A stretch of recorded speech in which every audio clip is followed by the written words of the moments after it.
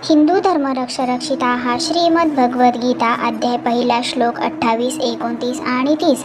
दृष्टवे मम स्वजनं कृष्ण युयुत्सं समुपस्थितं सिद्धन्ति मम गात्राणि मुखं च परिशुष्यति वेपथुश्च शरीरे मे रोमहर्षश्च जायते गाण्डीवं स्रस्सते हस्ताक्वैश्च परिदहते न च शक्नोम्यवस्थातुं भ्रमतीव च मे मनम्.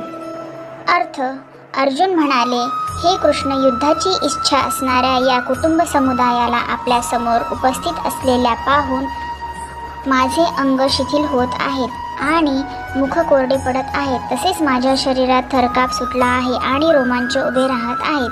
हातातून गांडीव धनुष्य गळून पडत आहेत आणि त्वचेचाही दाह होत आहे. माझे मन भ्रमिष्ठासारखे होत आहे. मी उभे राहण्यातही असमर्थ होत आहे.